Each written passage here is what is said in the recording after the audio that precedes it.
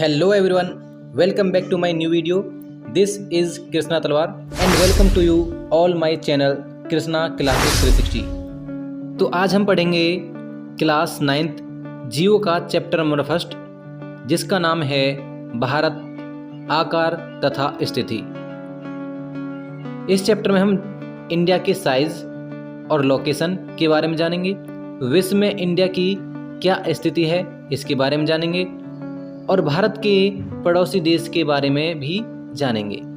हम इस चैप्टर को बहुत ही अच्छी एनिमेशन और विजुअल के माध्यम से पढ़ेंगे जिससे आपको हर एक टॉपिक अच्छे से समझ आएगा। तो चलिए स्टार्ट करते हैं। सबसे पहले जो हमारी लाइन दे रखी है एनसीईआरटी में, भारत विश्व की प्राचीन संस्कृतियों में से एक है। पिछले 5 दशकों में भारत ने सामाजिक आर्थिक रूप से बहुमुखी उन्नति की है। कृषि, प्रौद्योगिकी, तकनीकी और सर्वांगीण आर्थिक विकास में अद्भुत भूमिका निभाई है। भारत का विश्व इतिहास में भी बहुत महत्वपूर्ण योगदान रहा है। ये हमारी एनसीईआरटी की फर्स्ट लाइन है, इसमें भारत के इतिहास को दर्शाया गया है। तो चलते हैं हम आगे अपने पॉइंट्स की तरफ बात करते हैं। तो यहाँ हम जानेंगे भारत की स्थिति। अगर हम जानें कि पूरी जो पृथ्वी है इसमें भारत की स्थिति क्या है, अगर हम देखें पूरी पृथ्वी को हम 2 हिस्सों में डिवाइड कर लेते हैं, उत्तरी गोलार्ध तथा दक्षिणी गोलार्ध।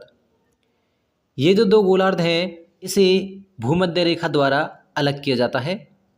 तो अगर हम भारत की स्थिति के बारे में जानें तो भारत क्या है, उत्तरी गोलार्ध में स्थित है। अगर उत्तरी गोलार्ध में भी देखें तो क्या है, ये पूर्व की साइड स्थित है जो भारत देश है। हमने पिछली कक्षा में पढ़ा था आपका लैटिट्यूड तथा लॉन्गिट्यूड। तो इसमें हमने देखा जिसे हम क्या है अक्षांश रेखा तथा देशांतर रेखा कहते हैं। तो हमने देखा अक्षांशों की कुल संख्या देखें तो 181 होती है। अगर ध्रुव को हटा दें, क्योंकि ध्रुव क्या है पॉइंट्स हैं, तो उन्हें हटा दें तो इनकी संख्या क्या है 179 179 बचती है। ये भी जानें कि इन अक्षांशों के बीच की दूरी कितनी है, तो इनकी बीच की दूरी 111 किलोमीटर होती है। देशांतर के बारे में जानें तो जो आपके देशांतर हैं उनकी जो देशांतर जो लाइन है उनकी संख्या 360 होती है। इनकी बीच की दूरी भी देखें तो 111.32 किलोमीटर इनकी लंबाई होती है, बीच की जो दूरी होती है। अब आप जान पाओगे कि आप लैटिट्यूड और लॉन्गिट्यूड के बारे में कि ये क्या है, जो आपका अक्षांश और जो देशांतर रेखाएं होती हैं ये इमेजिनरी लाइन होती हैं, ये जिससे क्या है हमें किसी स्थान की स्थिति के बारे में पता चलता है। अगर भारत की स्थिति अगर देखें इन इमेजिनरी लाइन से जो आपका अक्षांश और देशांतर रेखा होती हैं, तो इसमें देखें भारत की स्थिति उत्तर में है। अगर उत्तर में भी देखें तो जो भारत है वो पूर्व दिशा में पड़ता है। आप इस चित्र में देख सकते हैं अच्छे प्रकार से। इसका मुख्य भाग भारत में देखें, इसका मुख्य भाग 8 डिग्री 4 उत्तर। यहाँ पर देखें, जानने की कोशिश करें कि आप उत्तर इसलिए लिखा है क्योंकि क्या है हम उत्तरी गोलार्ध में हैं, और 37 डिग्री 6 मिनट आपका उत्तर, क्योंकि हम उत्तरी गोलार्ध में इसलिए क्या है दोनों 8 डिग्री 4 उत्तर 37 डिग्री 6 उत्तर आएगा, तथा 68 डिग्री 7 पूर्व, क्योंकि मैंने अभी आपको बताया था हम क्या है पूर्व दिशा में हैं। अगर उत्तरी गोलार्ध में तो यही है परंतु उत्तरी गोलार्ध में भी हम पूर्व दिशा में हैं। तो 68 डिग्री 7 मिनट पूर्व से 97 डिग्री 25 पूर्व देशांतर तक हम हैं। अब जानेंगे कर्क रेखा के बारे में। कर्क रेखा 23 डिग्री 30 मिनट उत्तर में देश को लगभग 2 बराबर भागों में बांटती है। हम देख सकते हैं कि जो आपकी कर्क रेखा है वो 8 राज्यों से गुजरती है, जिनके नाम हैं गुजरात, राजस्थान, मध्य प्रदेश, छत्तीसगढ़, झारखंड, पश्चिम बंगाल, त्रिपुरा, और मिजोरम। इस प्रकार क्या है, ये इन 8 राज्यों से क्या है आपकी कर्क रेखा गुजरती है। तो जो क्या है भारत को लगभग 2 भागों में बांटती है। मुख्य भाग के दक्षिणी पूर्व में अंडमान और निकोबार द्वीप समूह बंगाल की खाड़ी में तथा दक्षिण पश्चिम में लक्षद्वीप समूह अरब सागर में स्थित है। अपने एटलस में इनका हम पता करेंगे। इन स्थिति के बारे में आप देख सकते हैं। तो चलिए आगे चलते हैं नेक्स्ट पॉइंट की तरफ। आकार। भारत के भूभाग का कुल क्षेत्रफल लगभग 32.8 लाख वर्ग किलोमीटर है। भारत का क्षेत्रफल विश्व के कुल भौगोलिक क्षेत्रफल का 2.4% है। अगर हम इसे जानने की कोशिश करें, पूरे विश्व में आप भारत को देख सकते हैं। उसमें क्या है, पूरे विश्व में आप भारत को देख सकते हैं। तो भारत में जितना भी भौगोलिक क्षेत्र है उसमें से भारत केवल 2.4% ही घेरे हुए है। देखें, भारत विश्व का 7वां बड़ा देश है। आप 7 बड़े देशों को जान सकते हैं। अगर 7 बड़े देशों के बारे में हम जानें, सबसे पहले आता है आपका रूस, कनाडा, यूएसए, चीन, ब्राज़ील, ऑस्ट्रेलिया। इस प्रकार क्या है, ये 6 बड़े देश हैं। 7वां बड़ा देश भारत है। भारत की स्थल सीमा लगभग 15,200 किलोमीटर और समुद्र तट रेखा अंडमान और निकोबार द्वीप समूह तथा लक्षद्वीप समूह के साथ 7,516.6 किलोमीटर है। इनकी दूरी आप अच्छे से मैप में देख सकते हो कि भारत का आकार और स्थिति किस प्रकार है। तो चलिए अगले पॉइंट्स की तरफ। यहाँ पर आप भारत को देख सकते हैं वर्ल्ड में। यहाँ पर देखें, जो भारत के बड़े देश हैं उनको क्या है अलग अलग रंगों से अंकित किया हुआ है। तो चलते आगे देखते हैं। भारत के उत्तर पश्चिम, उत्तर तथा उत्तरी पूर्वी सीमा पर नवीन वलित पर्वत है। यहाँ पर अगर देखें तो हम हिमालय की बात करते हैं यहाँ पर कि क्या है, हिमालय जो है हमारे भारत में उत्तर की तरफ है। क्योंकि अगर देखें जो हिमालय पर्वत है ये उत्तर से लेकर और पूर्व तक, या अगर देखें कश्मीर से लेकर और अरुणाचल प्रदेश तक फैला हुआ है। उसके बाद में क्या है, ये मोल्ड हो जाता है। दक्षिण का भूभाग उत्तर में चौड़ा है और 22 डिग्री उत्तरी अक्षांश से हिंद महासागर की ओर संकरा होता गया है। इसे आप नीचे देख सकते हो। इसके पश्चिम में अरब सागर तथा पूर्व में बंगाल की खाड़ी स्थित है। चलिए अगले पॉइंट्स की तरफ चलते हैं।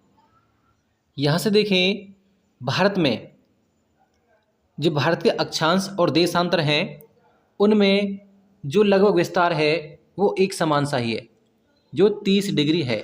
परंतु इनकी अगर लंबाई देखें दोनों की तो अलग अलग है। परंतु फिर भी पूर्व पश्चिम का विस्तार उत्तर दक्षिण के विस्तार की अपेक्षा कम प्रतीत होता है। इसे हम देख सकते हैं। गुजरात से अरुणाचल प्रदेश के स्थानीय समय में 2 घंटे का अंतर है। अगर जाने जो गुजरात है और जो अरुणाचल प्रदेश है, इन दोनों का टाइम अगर देखें तो 2 घंटे का अंतर है। इस अंतर को कम करने के लिए, इस समस्या से बचने के लिए कि फिर क्या है, भारत सरकार ने एक समाधान निकाला है जो क्या है 82 डिग्री 30 मिनट 30 मिनट पूर्व देशांतर रेखा को भारत की मानक यामोत्तर रेखा माना गया है, जो कि उत्तर प्रदेश के मिर्ज़ापुर से गुजरती है। इस लाइन की आपको पूरी लोकेशन बता दिए, कहाँ से गुजरती है ये उत्तर प्रदेश के मिर्ज़ापुर से गुजरती है।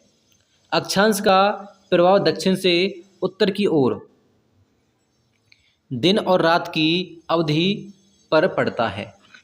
भारत तथा विश्व। भारतीय भूखंड एशिया महाद्वीप के पूर्व और पश्चिम के मध्य में स्थित है। भारतीय भूभाग एशिया महाद्वीप का दक्षिणी विस्तार है। क्योंकि जो भारत है वो भारतीय भूभाग के एशिया में देखेंगे तो दक्षिण में पड़ता है। हिंद महासागर जो कि पश्चिम में यूरोप देशों और पूर्वी एशियाई देशों को मिलाता है। जो आपका हिंद महासागर है वो किन को मिलाता है? देखें, यूरोपीय देशों और क्या है, पूर्वी एशियाई देशों को मिलाता है। भारत को केंद्रीय स्थिति प्रदान करता है। तो भारत को क्या है, सेंटर पॉइंट एक तरीके से दर्शाता है कि भारत इनके मध्य में है। देखिए दक्षिण का पठार, भारत में हम दक्षिण का पठार देख सकते हैं। हिंद महासागर में शीर्षवत फैला हुआ है। जो देखें एक तरीके से क्या है, जो क्या है, हिंद महासागर में शीर्षवत फैला हुआ है और पश्चिमी एशिया, अफ्रीका और यूरोप के देशों के साथ साथ पूर्वी एशिया के देशों से भी पूर्वी तट के माध्यम से निकटतम संबंध बनाए हुए। किसके माध्यम से? हिंद महासागर है जो, इसे हम देख सकते हैं, उसके माध्यम से क्या है, हम आपस में संबंध बनाए हुए हैं। हिंद महासागर में किसी भी देश की तटीय सीमा भारत जैसी नहीं है। अगर स्थिति देखें भारत की जैसी कहाँ पर, हिंद महासागर में, तो एक भी देश की ऐसी स्थिति नहीं है। भारत की इस महत्वपूर्ण स्थिति के कारण एक महासागर का नाम इसके नाम पर पड़ा, क्योंकि हम जानते हैं हिंद महासागर का नाम जो भारत के नाम हिंदुस्तान से ही पड़ा है। इसमें क्षेत्रफल दे रखा है 17.9 रूस का है,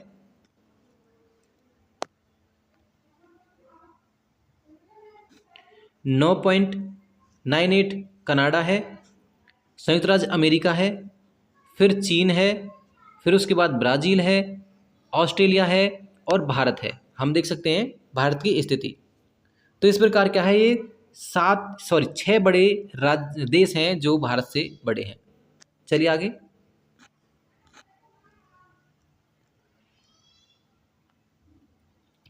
भारत का विश्व के देशों के साथ संपर्क युगों पुराना है।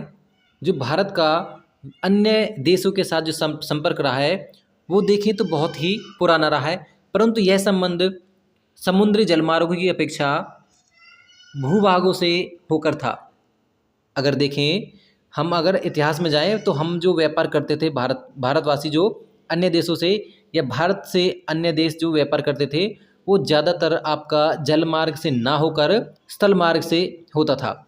और देखेंगे उत्तरी पर्वतों के दर्रों से अनेक यात्री प्राचीन काल में भारत आए हैं। अगर प्राचीन काल की बात करें तो भारत बहुत सारे व्यक्ति जो थे व्यापार के लिए भारत आए हैं इन दर्रों से होकर, जबकि समुद्री मार्ग बहुत समय तक ज्ञात नहीं थे। जो समुद्री मार्ग है उनके बारे में कुछ ज़्यादा ज्ञात नहीं था। तो इस प्रकार क्या है, वो स्थल मार्ग से ही भारत आते थे। आप इस मैप को देख सकते हैं, इसमें क्या है, आपका भारत देश दे रखा है और जो भारत से व्यापार करते थे आपका समुद्री मार्ग तथा स्थल मार्ग भी यहाँ से दे रखा। ज़्यादातर देखें तो यहाँ से क्या है, स्थल मार्ग इसमें बहुत कम है, परंतु इसमें क्या है, वायु मार्ग और समुद्री मार्ग दे रखा है। जो भारत अंतर्राष्ट्रीय व्यापार जो मार्ग है ये है। चलते हैं आगे नेक्स्ट। इन मार्गों से प्राचीन समय से विचारों और वस्तुओं का आदान प्रदान होता रहा है। क्योंकि क्या है, व्यापारी थे वो अपने साथ क्या है कुछ वस्तुएं लाते थे और क्या है वस्तुओं का आदान प्रदान होता था। परंतु क्या है, अगर देखें इन व्यापार के माध्यम से क्या है नए नए रास्ते भी खोज हो रहे हैं। उनकी संस्कृतियाँ भी हमें देखने को मिल रही, किस प्रकार की विदेशी संस्कृति है उनका क्या है आदान प्रदान होता था और विचारों का भी आदान प्रदान होता था। भारत का पश्चिमी, मध्य और पूर्वी एशिया तथा दक्षिणी एशिया के पड़ोसी देशों के साथ एक अद्भुत संपर्क रहा है। किन किन देशों की बात करते हैं यहाँ पर देखें तो पूर्वी एशिया, दक्षिणी एशिया और इनके जो पश्चिमी मध्य है इनके साथ बहुत ही गहरा संबंध रहा है प्राचीन काल से ही। इस प्रकार उपनिषदों के विचार, रामायण, पंचतंत्र की कहानियाँ, भारतीय अंक एवं दशमलव प्रणाली आदि संसार के विभिन्न भागों तक पहुंच सके हैं। ये जो आप देख सकते हो भारत की जो कहानी है, रामायण की कहानी, पंचतंत्र की कहानियाँ, भारत के जो अंक गणित है उसके बारे में, दशमलव प्रणाली के बारे में, पूरे संसार को कहाँ से मिला है, इन व्यापारियों के जरिए से ही ये विश्व में फैले थे। मसाले हमें पता है प्राचीन काल से क्या है मसालों का व्यापार होता था भारत से ही, क्योंकि भारत मसालों के रूप में देखें तो धनी देश था। मलमल आदि कपड़े तथा व्यापार के अन्य सामान भारत के विभिन्न देशों को ले जाए जाते थे। इसके विपरीत यूनानी स्थापत्य और पश्चिमी एशिया की वास्तुकला के प्रति मीनारों तथा गुंबद का प्रभाव हमारे देश के विभिन्न भागों में देखा जा सकता है। तो देखें, जो स्थापत्य कला है उसके बारे में भी हम देख सकते हैं। हमारे भारत के विभिन्न क्षेत्रों में जो विदेशी कला है वो भी क्या है, भारत में उसका प्रभाव हम देख सकते हैं प्राचीन समय में। चलिए आगे चलते हैं। अब जानते हैं हमारे पड़ोसी देश, भारत के पड़ोसी देश। अगर भारत की बात करें तो भारत का दक्षिणी एशिया में महत्वपूर्ण स्थान है।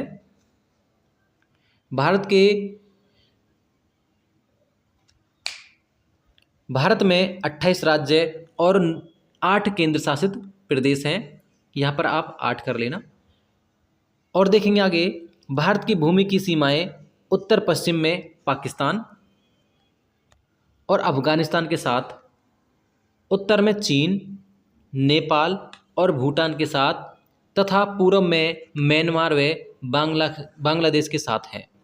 तो इसे जानें, जो हमारे पड़ोसी देश कौन कौन से हैं। सबसे पहले देखेंगे पाकिस्तान, अफगानिस्तान, उत्तर में चीन, नेपाल, भूटान के साथ क्या है पूर्व में, और म्यांमार व बांग्लादेश के साथ सीमा साझा करता है भारत देश है जो।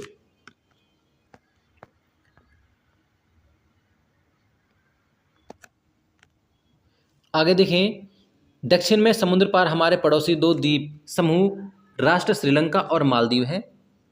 हम इन 2 देशों के बारे में देख सकते हैं मैप में बिल्कुल। जो कौन कौन से देश हैं आपके, श्रीलंका तथा मालदीव हमारे पड़ोसी देश हैं जिनकी सीमा हमारे समुद्र से लगती है। भारत और श्रीलंका के बीच में छोटा समुद्री रास्ता, जो भारत और श्रीलंका के बीच में जो एक छोटा समुद्री रास्ता है जिसे हम पाक जल संधि कहते हैं, जो भारत की सीमा तथा श्रीलंका की सीमा को अलग करता है, तथा मन्नार की खाड़ी है।